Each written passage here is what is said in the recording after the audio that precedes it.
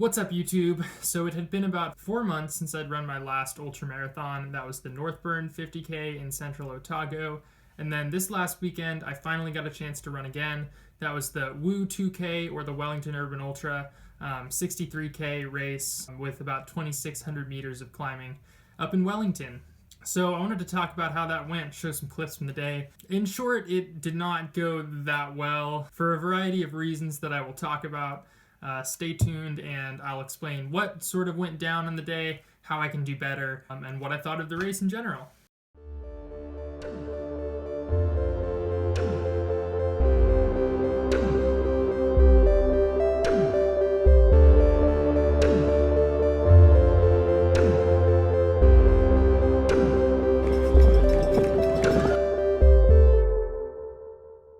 So the day before the race, I boarded the shuttle, got on the plane, flew up to Wellington.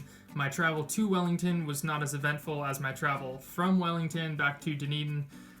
More on that in a little bit. But I got to Wellington and I had some time before I could check into my hotel, just did some walking around. And then I had the first little hiccup when I was at race check-in.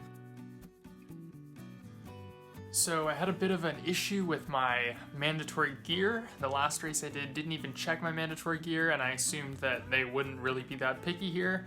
And I also assumed that I had everything, but it turned out that my jacket was not seam-sealed waterproof.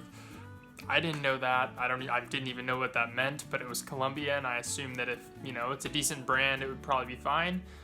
It was not, so I had to go buy one of those. I'm getting a little bit frustrated with the mandatory gear that seems to be attached to every one of these races. It just seems so excessive. There's aid stations are like 10 kilometers apart. I don't know what could possibly happen to somebody on a forecasted sunny day. But, I get that rules are rules, so I had to shell out some money to get another jacket and walk quite a ways. New Zealand, I love you, but I think you're a little bit overboard on the mandatory gear. So because of that, I got back to my hotel a little bit late, and I was a little bit late on going to the grocery store and getting what I needed for the race. The grocery store that I went to didn't really have the stuff that I intended on using. I was going to do peanut butter and cake frosting tortillas, which is what I've done on a couple runs, and that worked really well. I ended up using these date and peanut butter bars that I have used on training runs before, once or twice. I didn't think there would be a problem. Turns out those were not going to work that well for me. But that's later on. The next morning I Ubered to the start of the race in a place called Kandala, and the race started. I was super stoked, and we got going. So the first 10K or so was awesome. I was really excited. My plan was to start the race really conservatively, get to mile 25 feeling good, and then motor in as hard as I could, passing as many people. I thought that would be fine. I've done up to about 23-mile trail runs on pretty rugged terrain in this area without a problem. I thought with aid stations and all that sort of stuff, I would get to 25, 26 miles feeling pretty good, in pain, but still with legs to run. First low point kind of started around mile 13. In the previous 5 miles, I had sort of gotten stuck with this group that was following me who were not super friendly. I don't know what was going on. There was one guy who had headphones in. I was kind of making jokes every now and then, and nobody was responding. I guess that's some people's style, but I feel like at mile 10 in a 40-mile ultra, nobody should really be that in the zone. That was just it got on my nerves a little bit, rattled me a little bit. But yeah, I didn't let it bother me too much. Around mile 15, it was starting to occur to me that I was pretty darn depleted. The uphills were definitely a struggle. I was looking forward to the next big descent from about 1,400 feet to the beach. That was from about mile 22. And yeah, I think one of the big problems was that those bars that I had sort of improvised, they weren't digesting that well. That shouldn't really be a surprise because there's just a massive amount of fiber, and I just felt like I was bonking pretty hard. There was one point at about mile 22 before we started that descent to the beach where the terrain looked remarkably like San Francisco, and I legitimately forgot where I was for about 10 seconds. I could not figure out if I was in the States, if I was in New Zealand. It just completely slipped my mind. I think that's pretty good indication that I was low blood sugar, bonking a little bit. Yeah, we started the descent. Normally, I am a much better descender than I am a climber.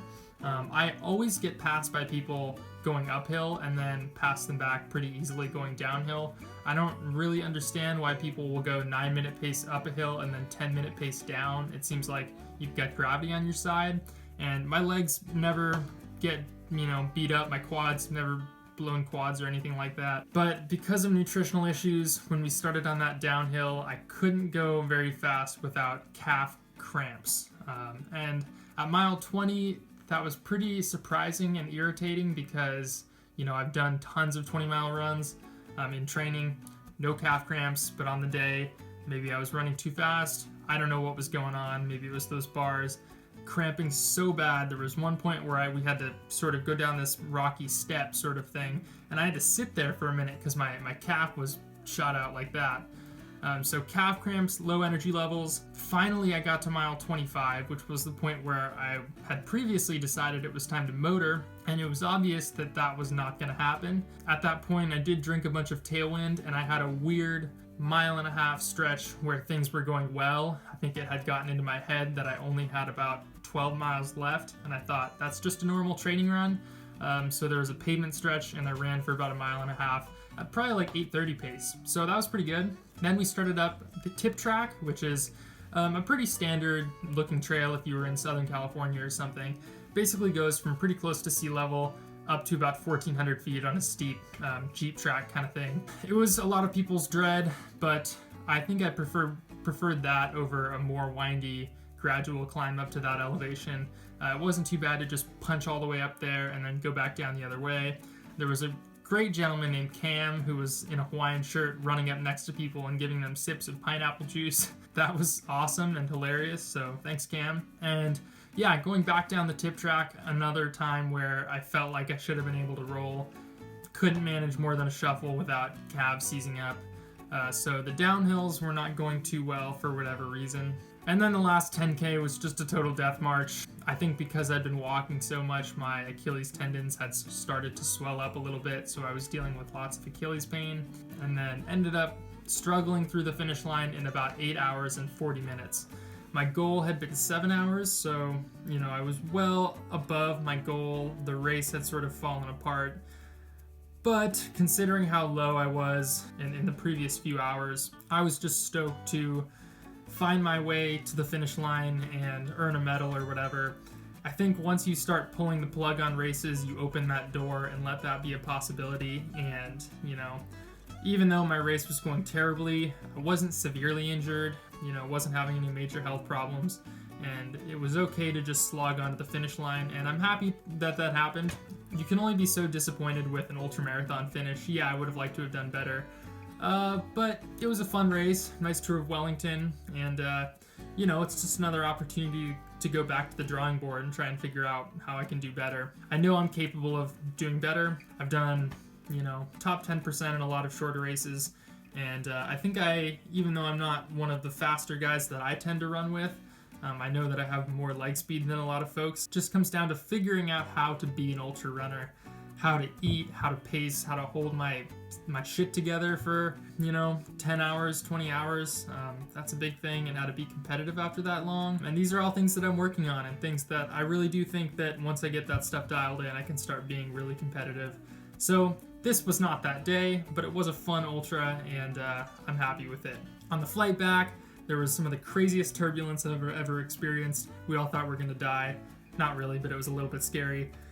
And then there was a loud flash and a bang, and we got struck by lightning. And apparently, planes are designed to do that, so it was fine, but we did have to divert to another airport, get the plane checked out, and get on another plane and fly back to Dunedin. So that was a good time. I do sort of have loose future race plans. I will let you guys know when those are more solidified. But thanks for watching, and send me a comment, or please like the video. I appreciate all the engagement, and let me know if there's anything that you want to see, any gear reviews or any specific types of videos, and thanks a lot, guys. I'll see you next time.